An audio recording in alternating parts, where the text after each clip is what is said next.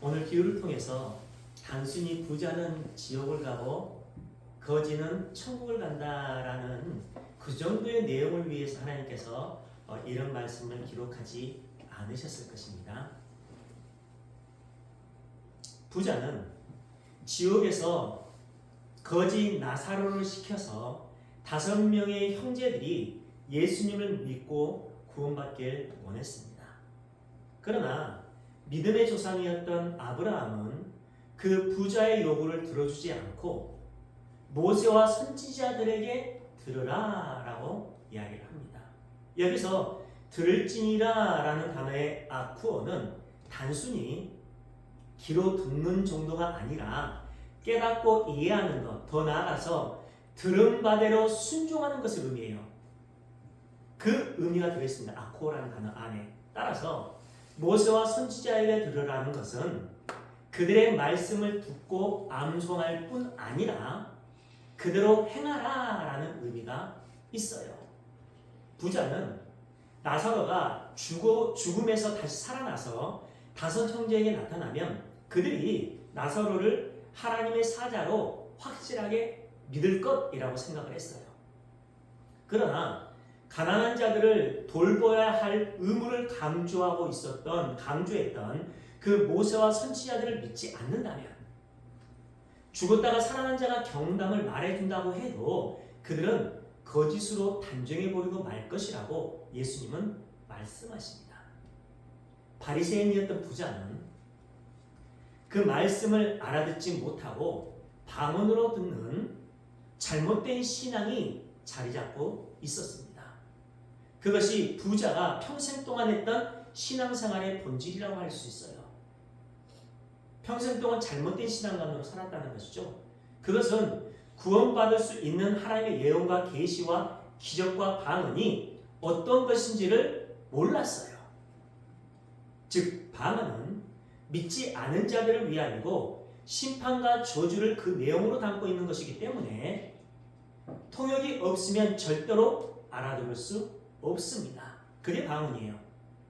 그것은 하나님의 예언, 복음이 누구에게는 못 알아듣는 말이라는 의미를 담고 있는 내용이기 때문에 방언에는 통역이 있어야 해요.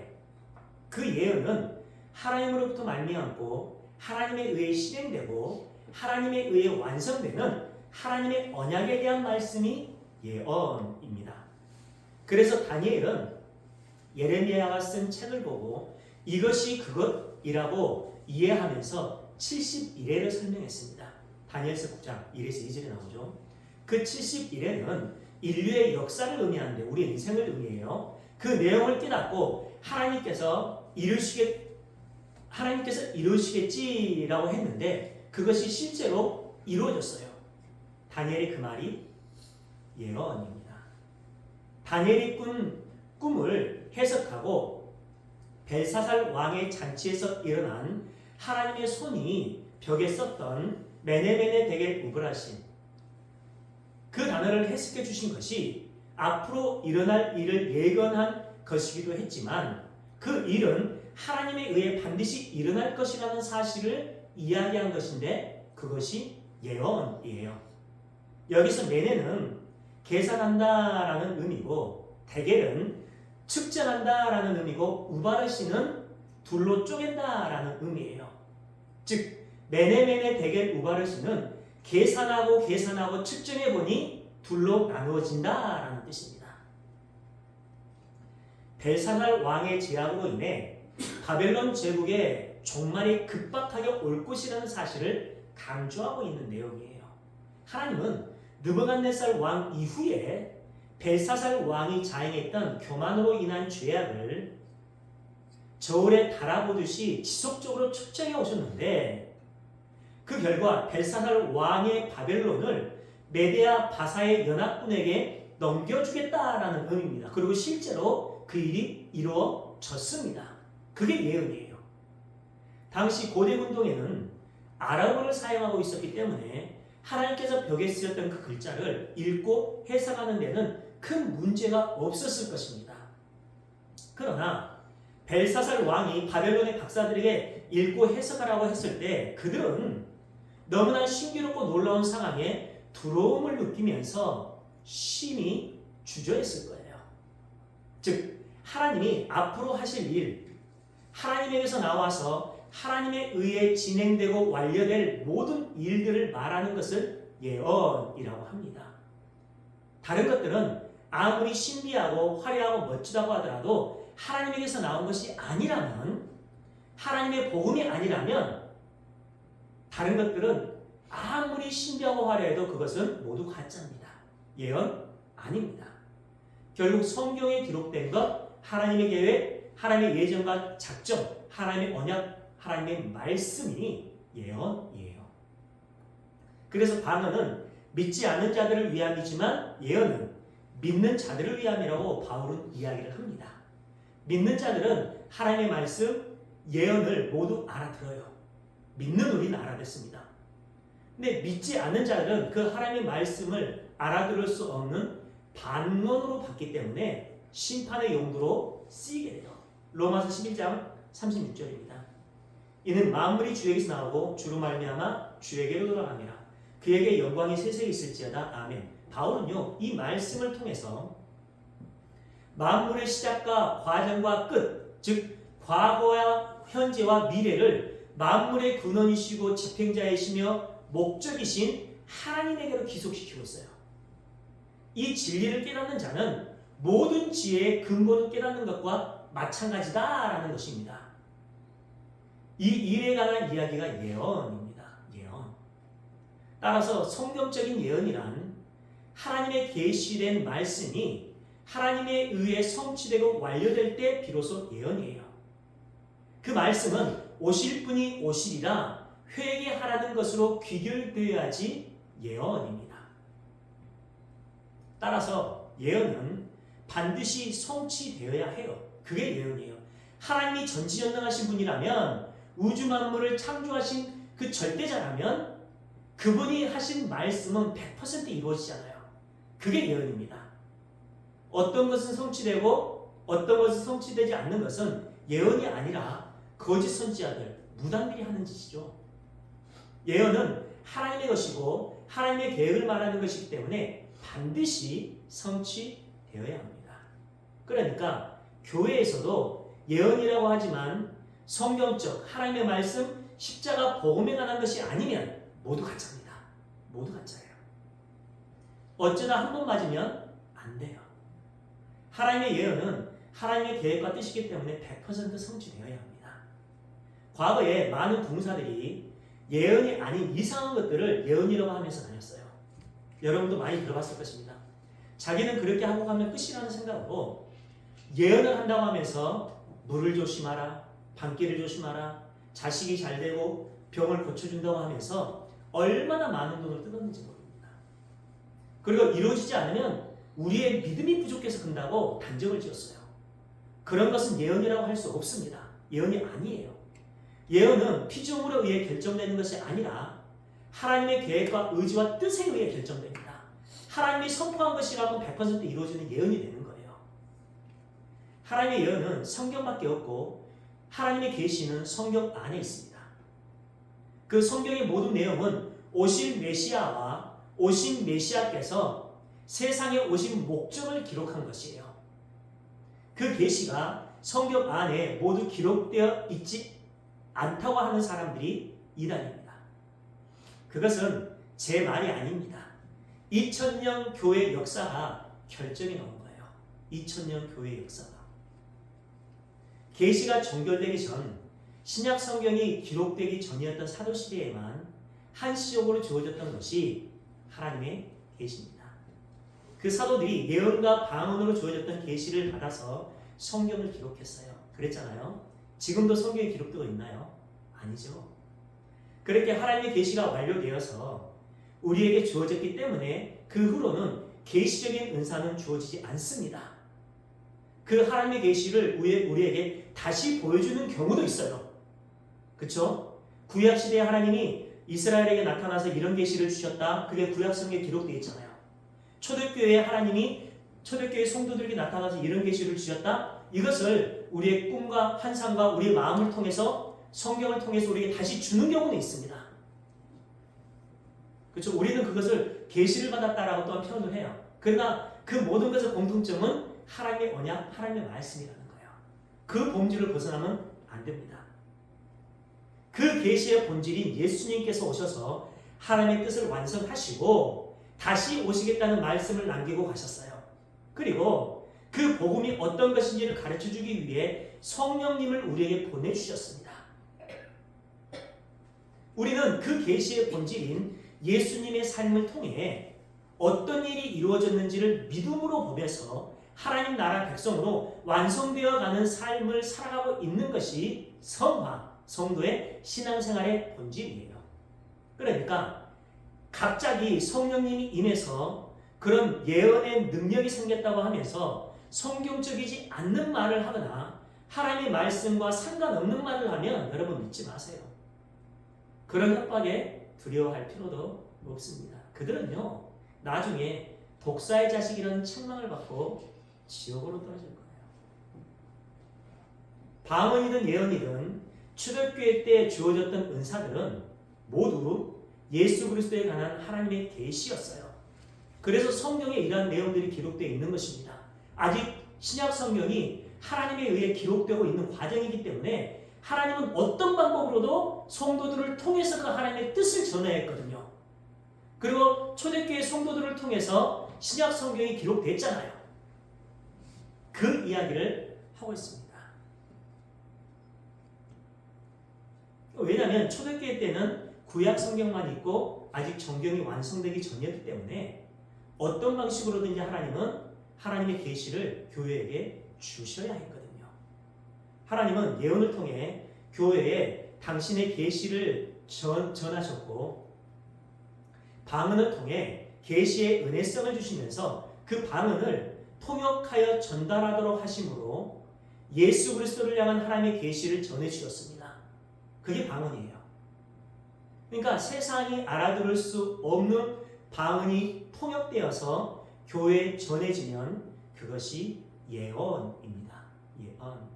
그러나 이제는 계시가 완료됐고 정경이 완성되어서 성경에 기록되어 있기 때문에 더 이상의 계시가 우리에겐 필요하지 않습니다. 쉬운 말로 온전한 곳이 오게 되면 그 예언과 방언은 필요 없게 돼요. 예언과 방언은 하나님의 언약, 계시, 복음을 그 내용으로 하고 있기 때문에 그렇습니다. 바울이 그 이야기를 고린도전서 13장에서 하고 있습니다. 한번 볼까요? 8에서 10절. 사람은 언제나 떨어지지 아니하되 예언도 피하고 방언도 그치고 지식도 피하리라. 우리가 부분적으로 알고 부분적으로 예언하니 온전한 것이 올 때에는 부분적으로 하던 것이 피하리라. 그렇죠? 명확하게 나와 있잖아요.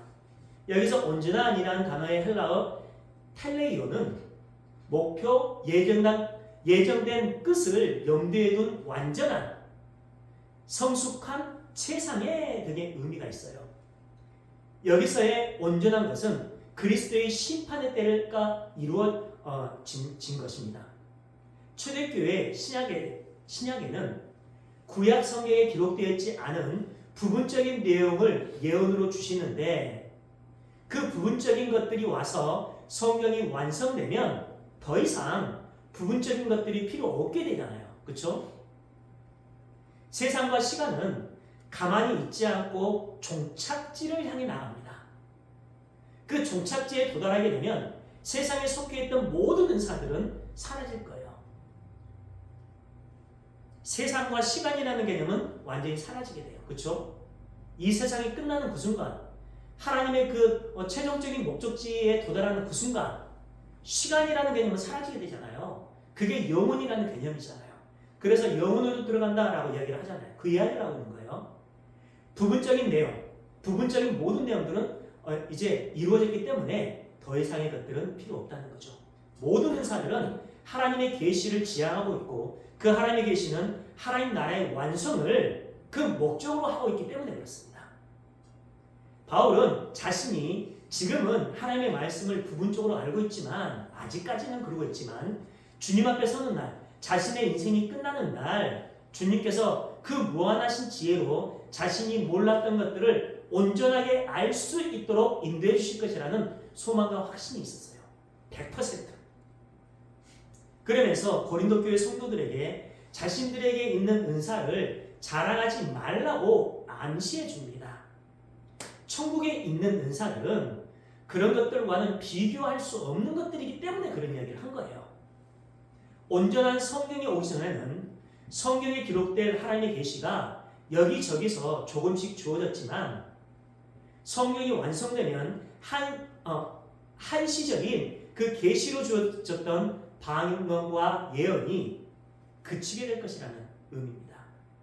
바울은 방언과 예언이 한시적으로 주어지고 있던 그 사도시대에도 방언과 예언이라는 경험적인 도구들을 통해서 말씀을 이해해야 했던 어떤 자들을 어린아이라고 했어요. 그러니까 예언과 계시를 통해서 방언을 통해서 하나님의 뜻이 이루어졌던 그 시대에도 그러한 것들을 통해서 살려고 했던 그런 자들을 향해서 어른아이라고 했습니다. 고린도전서 13장 11절 내가 어렸을 때 말하는 것이 어린아이와 같고 깨닫는 것이 어린아이와 같고 생각하는 것이 어린아이와 같다가 장성한 사람이 되어서는 어린아이의 일을 버렸노라. 고린도전서 13장은 은사장이잖아요. 사랑장. 바울은 방언과 예언을 말하면서 그것이 어린아이의 일이라고 합니다. 어린아이의 일. 그런데 오늘날의 교회에서는요. 그 방언과 예언을 하는 사람을 어른이라고 하면서 성숙하고 신앙이 있고 영적이고 믿음이 좋은 사람이라고 여기고 못하는 사람을 어린아이로 여겨요. 거꾸로 되어 있죠. 어린아이 때는 눈에 보이는 것이 있어야지 안심합니다. 그래서 하나님이 구약시대에 이스라엘 백성들에게 눈에 보이도록 그들에게 나타났고 그들에게 눈에 보이도록 기적과 능력을 많이 행해줬어요. 신약시대에서는요. 그들이 성숙한 자들이기 때문에 그러한 것들이 필요 없었거든요. 오늘날에는요. 더 성숙한 우리가 있기 때문에 하나님은 그러한 것들로 우리를 이끌어가지 않으신다는 거예요. 성경에 기록되어 있는 하나님의 말씀으로 충분히 우리는 이끌림을 받을 수 있다는 거죠. 그 이야기를 하고 있는 겁니다. 눈에 보이는 것을 그래서 하나님은 그 어린아이들에게 주었던 것을 이제는 허락하실 필요가 없었어요. 마치 아이가 옹알이를 하고 있는데 엄마가 그것을 보고 신기해하면서 부러워하고 그것이 멋진 은사, 영성 깊은 사람이라고 하면서 나보다 어른이기 때문에 존경해야 한다라고 말을 하면 그 말이 안 되잖아요. 엄마가 어린아이에게 엄마가 알아볼 수 없는 옹알이를 했다고 해서. 바울은 방언이 하나님의 말씀인 예언이 되어야 한다는 의미에서 방언을 하는 사람들에게 그 방언을 통역할 수 있는 통변의 은사도 함께 달라고 기도해라 라고 얘기를 해요. 고린도전서 4장 6에서 9절입니다. 그런즉 형제들아 내가 너희에게 나아가서 방언으로 말하고 방언에 대한 이야기를 하고 있죠. 계시나 지식이나 예언이나 가르치는 것으로 말하지 아니하면 너희에게 무엇이 유익하리요? 혹 피나 검은고와 같이 생명 없는 것이 소리를 낼 때에 그 음의 분별을 내지 아니하면 피리 부는 것인지 검은고 타는 것인지 어찌 알게 되리요? 피리와 검은고가 소리를 내지 않으면 이게 피리 소리인지 검은고 소리인지 어떻게 알 것이요? 그 얘기예요. 방언에 대한 이야기입니다. 8절 만일 나팔이 분명하지 못한 소리를 내면 누가 전투를 예비하리요? 이와 같이 너희도 혀로서 알아듣기 쉬운 말을 하지 아니하면 방언을 하면 그 말하는 것을 어찌 알리요? 이는 호응이다 말하는 것이다. 고린도전서 14장 13절 그러므로 방언을 말하는 자는 통역하기를 기도할지다. 알아듣지도 못하는 방언은 교회에 전혀 유익이 되지 않는다는 거예요. 그래서 교회에서 행하는 방언은 반드시 통역이 있어야 합니다. 하지 말라는 건 아니에요. 통역이 있어야 해요. 그리고 여럿이서 함께 웅얼거리는 것도 초대교회에서는 허락하지 않았어요. 그러니까 2명이나 3명 정도가 그것도 순서대로 방언을 해야 했고 그 중에서 한 명은 반드시 통역을 해야 했어요. 통역을. 볼까요? 고린도전서 14장 27에서 28절 만일 누가 방언으로 말하면 2사람이나 많아야 3사람이 차례로 따라하고 한 사람이 통역할 것이요. 만일 통역하는 자가 없으면 교회에서는 잠잠하고 자기와 하나님께 말할 것이요. 명확하게 나오죠. 이렇게 방언에 통역이 있어야 하는 이유는 방언의 본질이 복음인데 세상에 알아들을 수 없는 방언이 하나님의 은혜에 의해 통역되어서 전달되어질 때 그때 예언의 기능을 하기 때문입니다. 이 방언이. 그때 예언의 기능을 하기 때문이에요. 통역이 되지 않는 방언은 그게 아무리 하나님이 주신 것이라고 할지라도 하나님이 주셨다는 면에서는 그 개인에게 유익이 될지는 모르지만 교회에는 절대로 유익이 되지 않는다는 거예요. 그래서 교회에서는 잠잠하고 개인적으로 하나님과 말하라고 하는 것입니다. 그런데 그 개인에게 유익이 되는 것도 그것이 진짜 방언이었을 때 그 사람과 하나님이 올바른 관계가 되어 있구나 하는 것에서만 유익이지 그의 마음에는 아무런 열매를 맺지 못해요. 방언은. 그래서 방언은 믿지 않은 자를 위한 것이고 예언은 믿는 자를 위한 것이라고 바울은 말하고 있습니다. 왜냐하면 방언이 통역되지 않았을 때 그 못 알아듣는 방언의 기능은 믿지 않은 자들의 심판을 선언하는 기능이기 때문에 그래요. 예수 믿지 않으면 구원받지 못한다. 무서운 저주를 받을 것이다. 그 복음이 그 안에 들어있기 때문입니다. 그래서 바울은 방언이 믿지 않은 자들을 위한 것이다 라고 해요. 심지어 바울은요, 통역이 되지 않는, 알아듣지 못한 방언은 개인에게도 별 유익이 되지 않는다라고 합니다. 고린도전서 14장 14절 16절 내가 만일 방언으로 기도하면 나의 영이 기도하거니와 나의 마음은 열매를 맺지 못하리라. 방언으로 기도하면 내 마음은 열매를 맺지 못한대요. 15절 그러면 어떻게 할까? 내가 영으로 기도하고 또 마음으로 기도하며 내가 영으로 찬송하고 또 마음으로 찬송하리라. 그렇지 아니하면 내가 영으로 축복할 때에 알지 못하는 처지에 있는 자가 내가 무슨 말 하는지 알지 못하고 내 감사에 어찌 아멘하리요. 알아먹지 못하니까. 방언은 계시가 완성되지 않았을 때 하나님께서 계시로 주시는 것이라고 했습니다. 그 계시는 믿지 않은 자들에게 심판의 메시지가 되고 계시의 내용을 담고 있는 방언은 성도에게 성령이 주시는 성령의 은사예요. 14절에서 말하는 영이라는 단어의 헬라어 푸뉴마는 성령을 의미합니다. 우리에게서 진짜 방언, 계시로서의 방언이 나올 때 하나님께서 계시로 주신 방언이기 때문에 하나님이 하시는 일이에요. 그것은. 그러나 내가 알아들을 수 없고 교회에 통역이 되어서 전달되지 않을 때에는 아무에게도 유익이 되지 않고 내 마음에도 열매를 맺을 수 없다는 뜻입니다. 그렇다면 어떻게 해야 할까요? 14절에 나오는 마음이라는 단어의 누스는 내적인 성향, 도덕적인 상태, 정신, 특질을 의미합니다. 방언을 내가 알아들을 수 없는 내 마음, 내 지식과 이성과 사고 안에서 방언의 기도가 이어되어지는 복음이었을 때 내 마음에도 열매가 맺히기 때문에 그것을 하라는 뜻이에요. 그래서 바울은 방언보다는 예언을 하라고 강력하게 공부하고 있습니다. 방언보다는 예언을 하려고 하라. 그리고 방언하는 것을 금하지 말라고 했던 것은 그때 당시 얘기를 한 거잖아요. 신약 시대에는 아직 신약 성경이 기록되기 전이었고 하나님의 계시가 완료되지 않은 상태였기 때문에 하나님의 계시를 금하면 안 됐기 때문에 금하지 말라고 했던 거예요. 근데 많은 사람들이 이것을 문자 그대로 오늘날의 교회에 가져와서 새로운 하나님의 예언이 떨어지고 있다고 그렇게 하는 자들이 있었어요. 잘못된 개념입니다. 고린도전서 14장 1에서 5절 사람을 추구하며 신령한 것을 사모하되 특별히 예언하려고 하라. 방언을 말하는 자는 사람에게 하지 아니하고 하나님께 하니 하나님께 한대요. 이는 알아듣는 자가 없고 영으로 비밀을 말하니라. 그러나 예언하는 자는 사람에게 말하여 덕을 세우며 예언에 대한 얘기를 하고 있죠. 권면하며 위로하는 것이요. 방언을 말하는 자는 자기의 덕을 세우고 예언하는 자는 교회의 덕을 세우나니 나는 너희가 다 방언 말하기를 원하나 특별히 예언하기를 원하노라. 만일 방언을 말하는 자가 통역하여 교회의 덕을 세우지 아니하면 통역이 없으면 예언하는 자만 못하리라. 3절에서 덕을 세운다는 말에 오이코도메오라는 말은 유익이 된다, 건축하다, 확고히 하다라는 의미가 있어요. 성도에게 진짜 하나님의 계시가 주어지면 복음의 확고한 성도가 된다는 거예요. 그러니까 예언은 우리에게 굉장히 중요합니다. 필연적인 거예요. 그래서 방언과 계시가 성도에게 유익이 된다는 것입니다. 그러나 다른 사람들이 알아듣지 못할 때에는 교회에 전혀 도움이 되지 않는다는 의미예요.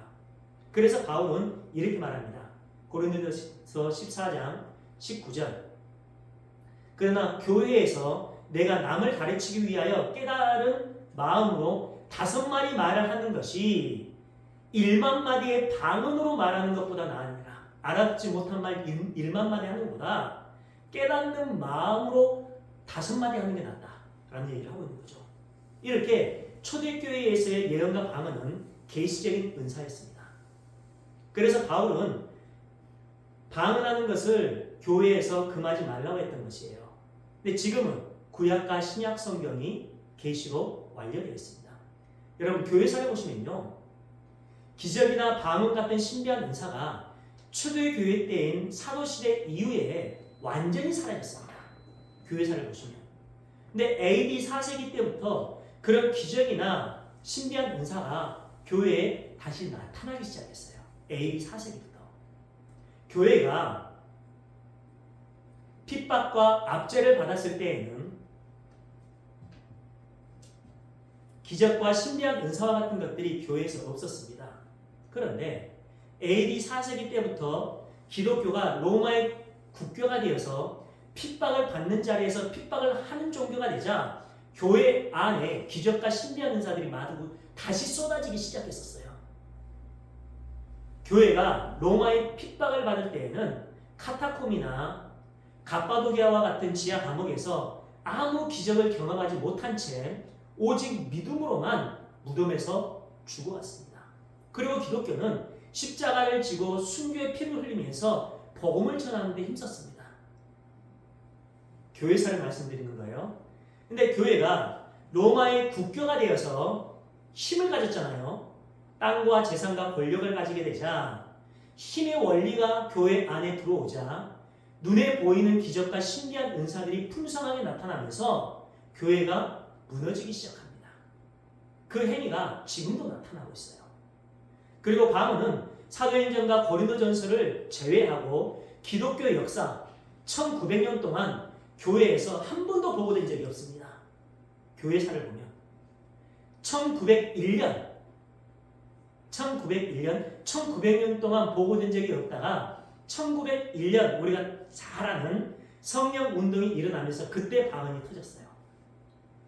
우리가 성경을 통해 확인한 것처럼 하나님의 계시, 하나님의 십자가 복음은 하나님의 은혜와 긍휼이 부어지지 않는 세상에게는 알아들을 수 없는 방언일 수밖에 없는 것이고, 내게도 그 복음이 심판과 저주의 방언이었는데 그것을 어떻게 예언으로 이해할 수 있게 되었는지를 생각하면서 내가 감사하고 아직도 그 복음을 방언으로 듣는 세상을 향한 궁일한 마음으로 우리는 기도를 해야 합니다.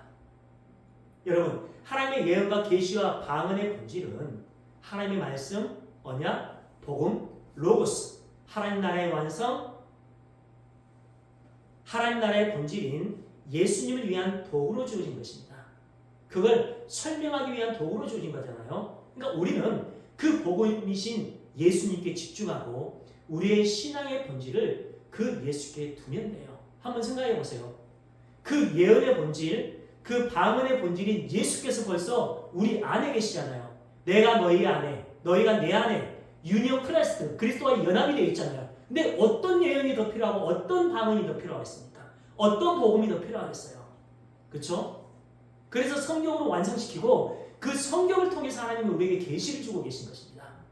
구약이 주셨던 하나님의 계시의 본질이 이거야. 뭐예요? 오실 메시아에 대한 이야기를 한다. 신약이 주신 계시, 방언의 내용이 이거야. 오신 예수에 대한 이야기를 한다. 그 믿음의 본질을 주시면서 사랑하는 자들아, 다시 오실 예수를 소망하며 살아라. 성경의 모든 내용의 본질이 그 예수에 대한 이야기를 한다라는 것을 우리에게 딱 보여줬어요. 그게 계시입니다.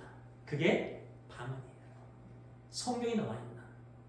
그런다고 해서 지금도 그 하나님의 기적의 역사를 그런 것들이 이루어지고 있지 않다는 것, 저는 그걸 부정하지 않습니다.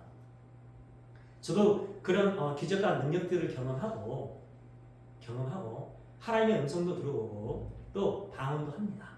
그러나 성경이 얘기하고 있는 그 방언의 본질이 어떤 것인지, 예언이 무엇인지 그런 것들을 명확하게 성경에 입각해서 말씀을 드리고 있습니다. 우리는 그 본질을 지향하는 삶을 살아야 합니다. 그 본질을 깨달은 우리는요, 진짜 하늘에 방언을 하는 분들이고 진짜 통변의 은사를 받은 분들이에요. 우리가 진짜 예언을 하는 분들입니다. 잠시 후에 오실 분이 오시리라, 회개하고 십자가를 붙들라, 이게 교회에서 외쳐야 할 유일한 방언이고 유일한 예언입니다. 그러나 세상은 그걸 방언으로 알아듣지 못해요. 그러나 그 중에서 이것이 통변이 되어서 알아듣는 자들이 있습니다. 성령에 의해서. 우리는 그것으로 가게 되는 거예요. 주님께서 성경에 방언과 예언을 기록하신 목적이 이겁니다. 그리고 우리에게 그러한 것들을 경험하게 하시면서 진짜 그 예언의 본질이 무엇인지, 진짜 방언의 본질이 무엇인지를 우리에게 깨닫게 해줘요. 우리는 그 은혜로 살았으면 좋겠습니다. 방언과 예언을 통해 믿음의 본질인 예수님을 바라보고 그 믿음의 본질로 살아가는 우리 모두의 삶이 되길 주님의 이름으로 축원합니다. 우리 함께 기도하겠습니다.